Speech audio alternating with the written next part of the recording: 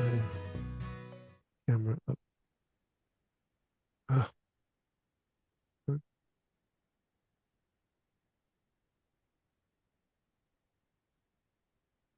I love April Fools and the idea of playing practical jokes. This year, going to work, I was thinking about what I could do, and I had this idea. I could walk into my boss and say, "I've had it. I quit." Yet she just had two employees quit. There's been some tension with things. So I decided maybe that's not a good idea. Have you ever had a really fun April Fool's Day joke or prank you've played? The best I've ever done um, is my all-time favorite. It was, oh goodness, 20 years ago. I think we were on our way home from St. Louis, our long car rides in our whatever minivan we had at the time, with about an 8 and a 4-year-old in the car. And our son had papers. I guess he had things that kept him busy, and he was a very kind of sitting, writing kind of kid. So the side pocket of the door had just tons of papers. You remember that, Don? It's yeah, just yeah. overflowing, right? So he fell asleep on the way home, and somewhere I got this idea to play a prank on him. And I wrote April Fools in a paper and stuffed it in the middle of the pocket. And we got home, and he woke up, and I said, "Harrison, we got pulled over by the cops while you were asleep. And they wanted to cite us for an excess paper violation. And we have so much time that we've got to get this cleaned up, or they're going to give us a ticket." He was so gullible. He believed me. And he's frantically cleaning up the paper. If I remember right, I had to eventually pull that April Fool's paper out because he thought he was taking it so seriously. And I was dying inside because I'm not good at keeping a straight face and doing this. And he's not gullible enough to pull that kind of prank on him anymore. But Well, I think we've done a few here and there. I think Abby has pulled a few on him or something like yeah, that. But I just, he pays attention to everything. We tried to have a surprise party for him, and the only way we pulled it off is because he thought it was a surprise party for his girlfriend, and she thought it was a surprise party for him that's true. because Yeah. he just notices everything. But he's trying to think of other things around April Fool's Day. But, it's spring. So, hello, everyone. This is Gina, And this is Don, and this is with Focused Healthy Family, and today's podcast is number and this is 220. Sunshine, who's eating things on my lap. And the podcast today is last podcast. Oop. April Fools! So today we're talking about spring and all the fun things that come with spring. And Spring is sprung, the grass is riz. I wonder where the birdies is. That's what my dad used to say. yeah, let's go back. Let me get back to my poem, my not my poems yet, but my jokes. We got a couple of them. Uh, Gina, what do you call a group of rabbits hopping away from you? Um, Hop along Cassidy. I don't A receding hairline. know. And April showers bring, if April showers bring May flowers, what do May flowers bring? um, oh, they brought the pilgrims. Okay, fine. Spoil it for me here. Uh, and here's another one. What do you get when you cross a tulip with a dog? A tulip with a dog. What do you get? Cauliflower. A cauliflower. Ah, well, today I thought instead of I gotta turn my volume down a little bit, I think. Um, I'm gonna instead of doing a um what do we call it? Help me. A tip. The tip, there you He's go. going to read a poem. And this is a poem from these are from fifth graders that wrote some of the well, there's different ages in it because our daughter's actually in this poem too, but this one is about spring. So I thought I'd read it. Spring, it's when everything starts blooming. Everything is going to be beautiful, I'm assuming. It's when nature comes out. That's what it's all about. It's when the wind blows and the flowers show. It's when the sun is bright. You may see a kite. It's when children play outside and when birds glide. There are many wonderful things about spring. It's almost my favorite thing. This is by Jude Lockhart in grade 5, And that book was published in 2013. 2013. So it was some kind of contest our daughter entered, and then they published the poems from it. It has a beautiful poem in here. I don't know if we want to read it. Um, we could, or we could save it for We could save another it for another time. day. Well, I think we To might have read it on we did a couple of years ago, we did one about Olive and all that, when Olive passed. But anyway, now we're back to, everything spring. Did you get an Easter basket? So I know not everyone celebrates Easter, and yet to me, the idea of rebirth, starting new, starting fresh, and like that poem talks about, yet it's also a time of allergies. And in North Carolina, the pollens come early. They come in March and they march right in. And if you have seasonal allergies, you're not a fan of the month of March. Uh, we're going to the zoo tomorrow. yep. And our oldest has the worst seasonal allergies, and he is hoping the rain is going to wash some of the pollens away so he can enjoy himself as we walk around the zoo. Well, we got all kinds of holidays that show up in the springtime. There I, are a lot of holidays. yeah, I did a little research on it. Of course, we always have Easter, which is actually today. We're recording this on Easter, and Mother Days comes up in May 10th. Um, Memorial Day comes up May 25th. Before that, we have our anniversary on May 14th. Don and I will be celebrating Yay! 32 years, I think. 2006 minus 1994. What did it come up with? I think it's 32 years. So yeah, I'm pretty good at that. So feel free to celebrate with us on May 14th. We also celebrate May the 4th be with you. And it's not because of Star Wars, it's because that's when My first rebirth. Don's rebirth, his first heart attack, and he pretty much left the earth and was brought back. And we celebrate it as a rebirth I, day. I couldn't wait for Cinco de Mayo, which is the next We day. called it Quattro de Mayo, and then everybody started talking about May the 4th being, May the 4th be with you and all this. So it's our private little family holiday we call Quattro de Mayo. We also have St. Patrick's Day on March 17th. Yes, that's behind us. Passover is April 2nd. Ramadan, it begins in February, but it ends in yeah, March 18th. And there's one called Holy, a festival of colors celebrating love, joy, and arriving of spring. That runs March 13th through the 14th. Earth Day comes up the 22nd. Of Uh, April? yep. So we can build the earth back. Um, and of course, we have first first day of spring is March 20th. National Gardening Day. This is time. Get out, get the garden going. We got to get ours going too. I It's have start been working on that. eight. Is there Yes, a you. mouse in your pocket? I'm the one who does the gardening. Hey, I went in there and weeded it, and When did you do that? last time we cut the grass. All right. I do the Anyway, gardening. and then there's National Walking Day on April 1st. Also, Arbor Day comes in April 17th.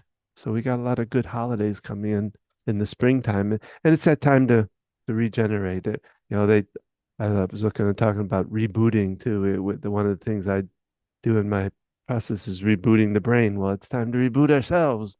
It doesn't matter what age you are. And as much as I love spring, and I love how early spring comes in North Carolina compared to when I grew up north in Pennsylvania and Ohio, we have spring forward, the start of daylight savings time, which is my least favorite day of the year because we lose an hour of sleep.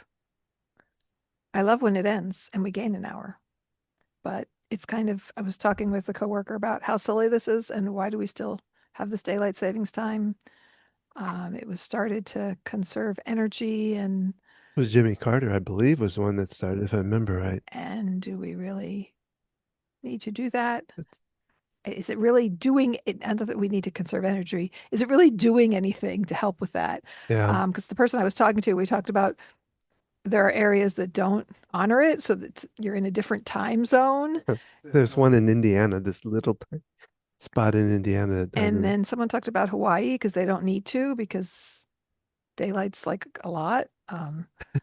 And and so it's kind of a funny thing that, not only do you have, well, Indiana's right around the time zone where the The, time zone change. Is that what you call it? Yeah. there's a Yeah, term yeah, for yeah. it. From Eastern time zone to Central. Central. Yep. So you've got a difference in an hour, but then you've also got a place that doesn't follow daylight savings. And so I imagine maybe 2 hours if you go this way or that way, difference. Just, anyways, I just thinking about it, it kind of feels silly that we do that. Yeah. Well, but it is a time now to start getting, we've had the winter freeze, which really down here we kind of went up and down on temperatures here, but you got to get out of the doldrums of being at home or stuck at home. Now's the time to get out, greet people, talk to people, take walks, um, just get out, get out and see other people. Don's been hibernating all winter. Yep. Or he wants the rest of us to get out of the house. I'm not sure which. Well, that might be the other thing. You And laugh. and Who was joking? you weren't joking, I know. Um, and so spring, I made you lose your train of thought.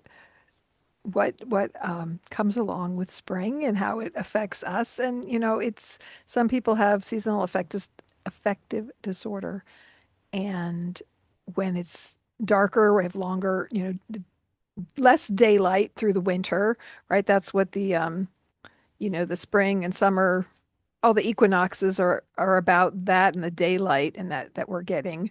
Um, and so we're starting to get days with more light in it than darkness. And that can affect people. The cold, the being inside.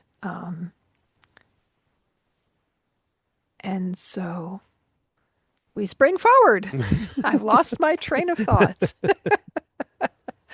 Well, It's because I ate too much candy today. yeah. Well, they talk about, and calling people, connecting with people again. A lot of times in the wintertime, we don't always call other people and get involved with other people. It's a time, and sometimes you got to call other people that don't want to, that don't really like to speak out. It so it might not hurt to call them and get something going with them. Um, I think about allergies, as I've mentioned. Another funny story, maybe not so funny for Harrison, but so I said the allergy season comes early in North Carolina. It comes in March. We have heavy pollen. The beautiful Bradford pear trees, those with seasonal allergies, they hate the trees. It really affects, I know, our son. And it was probably mid-April or something, or maybe May, just gotten through the bad pollen season here. And we took a trip up to Pennsylvania to visit my brother and his kids. And it was just beginning up there. And I felt so bad for him because he'd just gotten through this allergy season only to find himself um, in in, it in the again. middle of it again when we traveled to a different area. So spring arrives differently, in different parts of the country as well as different parts of the world, right? The southern hemisphere kind of has the reverse thing going on with summer and winter and the daylight hours. And so, like, we bought this house and it has windows. And I remember we looked at a lot of older houses and some of them had windows, but there was no screens. And I'm like, the idea of windows is you can open them up and there needs to be a screen in it because we certainly have our share of bugs. Yeah. And so now we have a house full of windows. Shortly after we moved in, there was a time when I opened a bunch of windows and it started downpouring out of nowhere and it started flooding in the kitchen. And that's the last memory I have of really opening up the windows. Is the rain came so quick and so fast, I had to run around quickly closing all these wonderful windows I had opened up because it was Are you just thinking about the pouring. when we had the roof? That time we had the roof? No, I'm talking about right here in Oh, this house, oh, here. in this kitchen, Oh, and I okay. had windows open, and then it just did that downpour where it was kind of coming in sideways, and it was just pouring in through the windows. Because you remember we had that instance where had they came out to replace the roof Oh, at the old house. and They went to lunch it and they was didn't and cover it the was a roof. beautiful day too. And they went to lunch. They had opened up the very top of the roof to put in a vent there, but they hadn't put the vent there and they hadn't done any of that yet. And all that was open. And it, like you said, it They went came to lunch and there was just a downpour. like sheets of stuff coming down. It was pouring into the ceiling, Well, they to were the coming to repair the roof because we already had a leak and we yeah. already had a leak in our kitchen. So now it just was, and they did come back pretty quickly and they got up there and they covered the roof with the tarp. But yeah, it's just added to our Well, it came. leak It was problem. flowing through the windows and everywhere. So yeah. I don't remember it flowing in through the Oh yeah, it windows. was like pouring through the like I think in the dining area we had in the kitchen. It was coming through there. It was coming through a lot of different places. But they also talk about in this time too. We go through the winter's always kind of when you hit January. You've gone through all the holiday seasons, and you have that kind of can be a little bit depressing in the January, February area. And they talk about now coming into spring, it's a time to kind of not only do the physical things like getting out walking, but maybe looking at what you might be holding on from the past and kind of doing kind of the reboot of the mind, getting open up the mind, you know, um, just kind of looking at what you might be holding on to and finding ways to be able to release that, like let it go. Sitting here as you're talking about that, thinking about, we celebrate New Year's because it's the start of the year, January 1st, and releasing the old and bringing in the new. And yet it feels more fitting to do this at the beginning of spring, kind of, because as the way the seasons go, things are budding, things are coming new. It feels like a better time to just have a restart than even January 1st, which just is a calendar thing arbitrarily created. Just when Why you does look the at new year begin in the middle of winter? yeah, and you're trying to be happy, but you look outside and it's either snowing or the trees have all It can be beautiful with the snow. well, yeah, no, but a Really lot of times you beautiful. look out and all the things just they're not like you say in spring you got all this revised, things revised, Things are coming growing, back the up. buds are coming back up. But Yes, things are in wintertime dormant. you don't have that, It's dormant in the winter, Yes. Yes. I like except for dormant. the evergreens that are evergreen.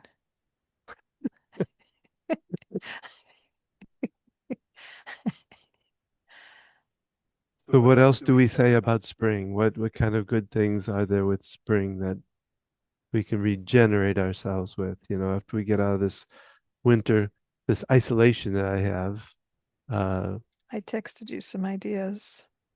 right now.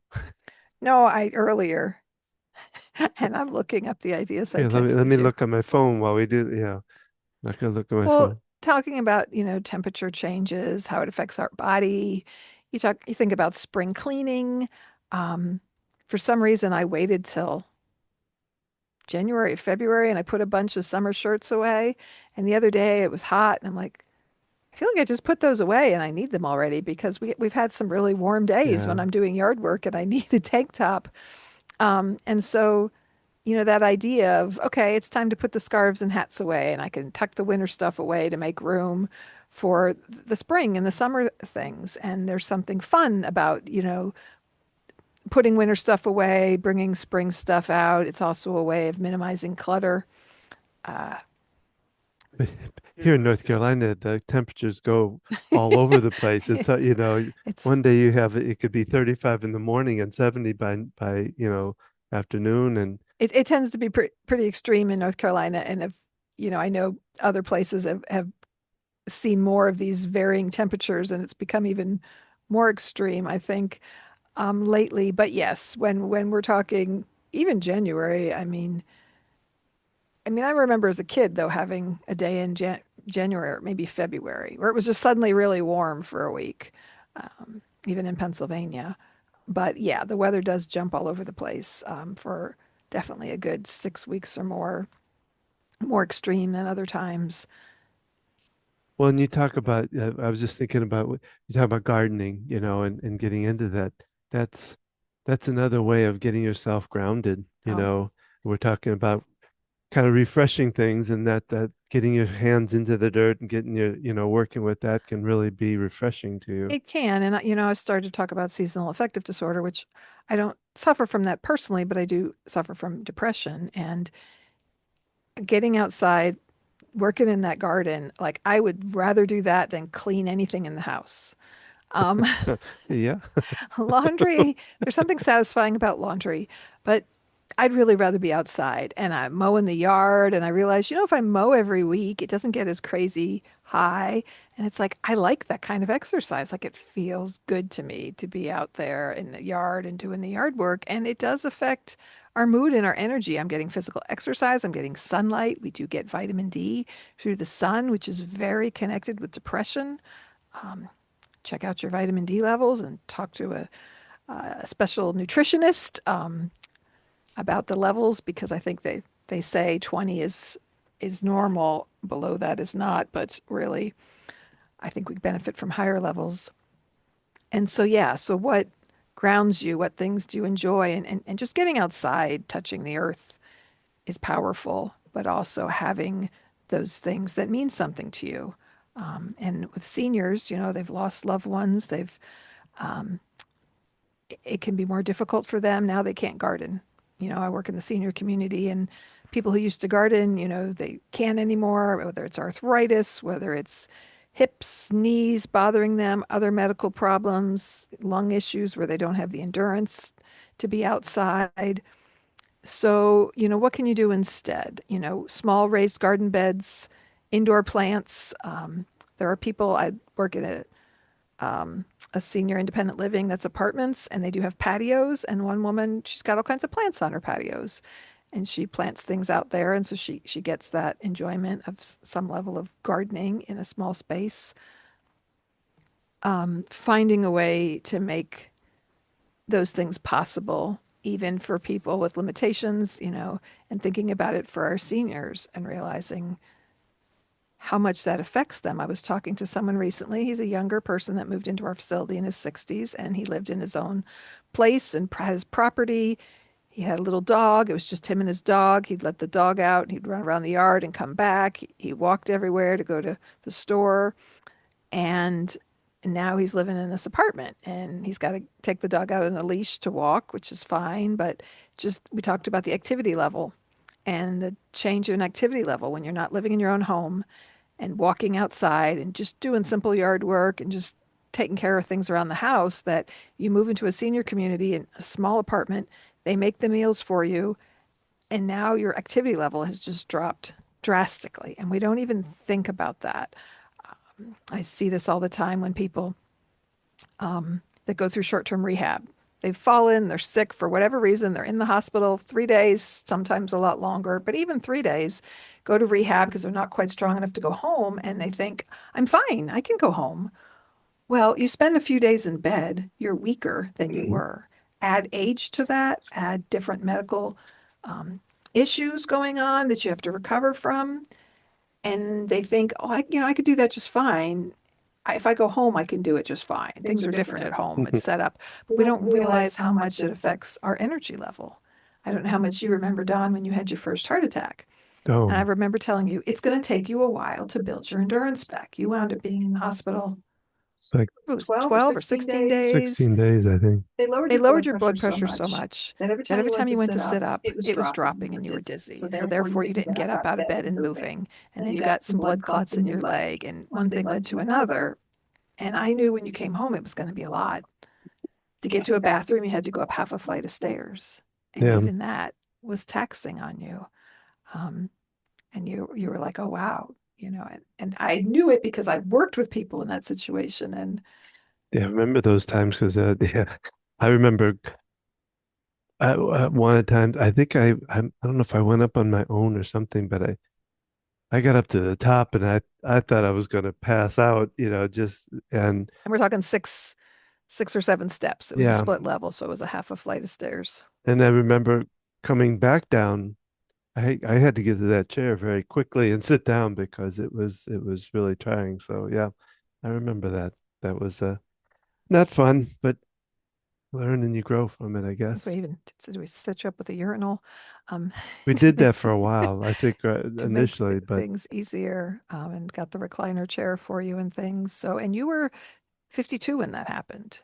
So these are things we need to think about with our seniors and the impact it can have on them and helping them to understand. And you recovered, right? And mhm, back to, and even after another heart attack at yeah, how old were you with the second one? Um, that was a year and a half ago, right? yeah. So Um,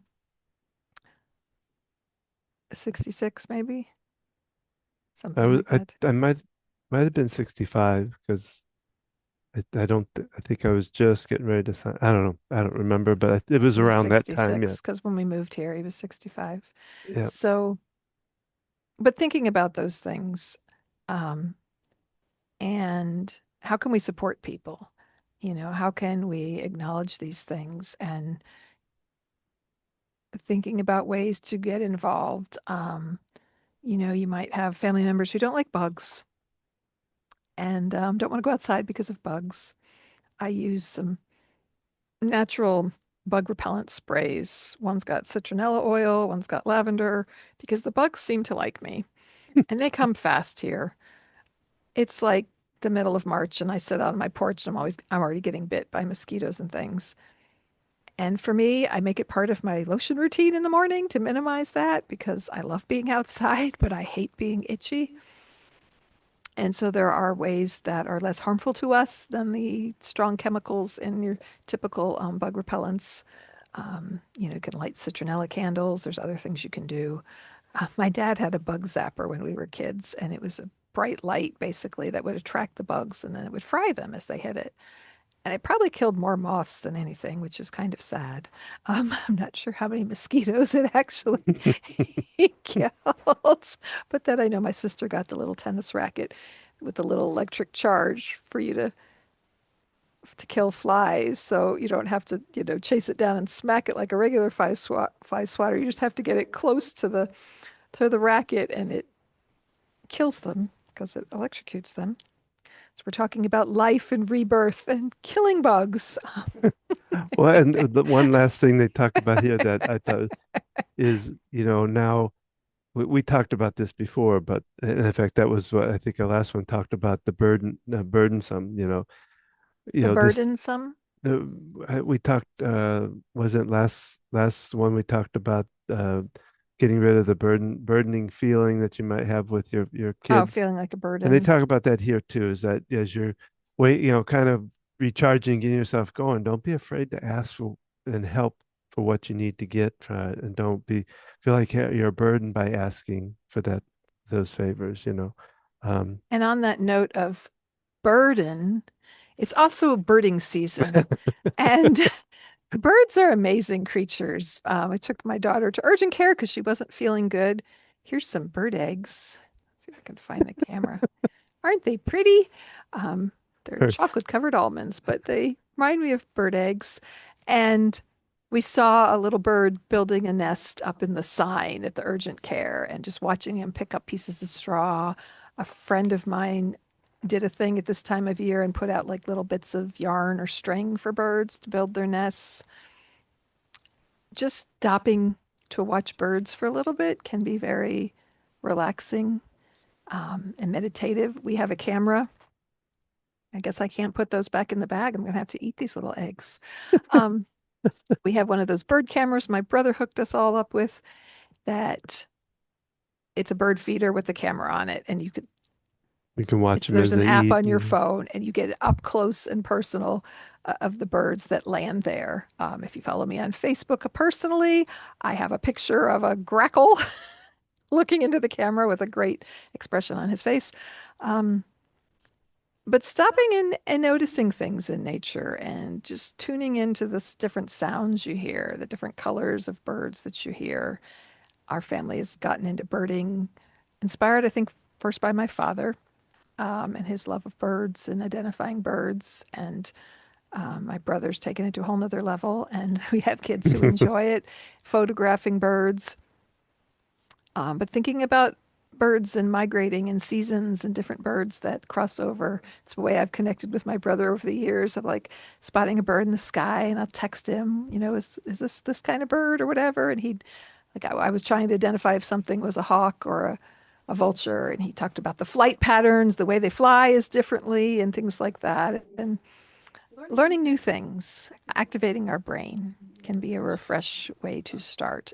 Learning a new hobby, playing a new game, doing something different, taking a step forward in a new direction can really be helpful to us mentally, emotionally, physically.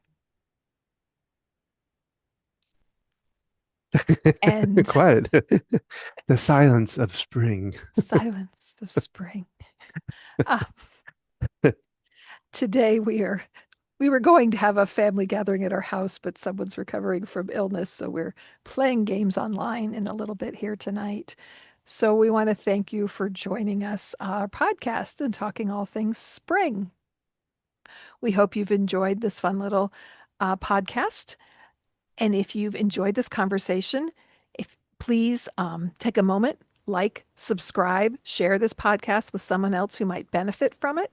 Today's topic was pretty light, but do check out all the different podcasts that we've had. We've covered such a range of topics, dating back to when we began the podcast. I'm not sure how many years that was now, where we were focusing Three on and a half, raising almost four. children, covering all things from fostering, adoption to children with special needs, and looking at the kind of the whole picture of the sandwich generation and caring for aging loved ones while also raising children and everything caregiving, really, and self-care. So be sure to check out all the different podcasts you have and share things with other people that you think might benefit. If you're feeling stressed, overwhelmed, panic by your daily routine, oh no, it's spring, I have to clean. What am I going to do? Check out Don's EFT Discovery Series. EFT tapping Yes. is described by some as weird, but once they do it, they're like, hey, this works. What can EFT do for you? So check that out. For wellness tips, caregiver resources, and more episodes, visit focusedhealthyfamily.com. You can go directly to focusedhealthyfamilypodcast.com. You can connect with us on social media. We're on Facebook. Our Instagram is Focused Healthy Family 1. We're on YouTube. You can listen to our podcast anywhere you hear podcasts, as well as listen and or watch on YouTube. Our episodes are released every Thursday, so tune in. And remember that Don is available to speak to organizations and caregiver groups, healthcare teams, and community groups about practical ways to reduce stress and build resilience in caregiving environments. For information about booking Don to speak at your location, please reach out to schedule a presentation or a workshop. And remember, how you speak to your children and your loved ones today shapes their future and yours.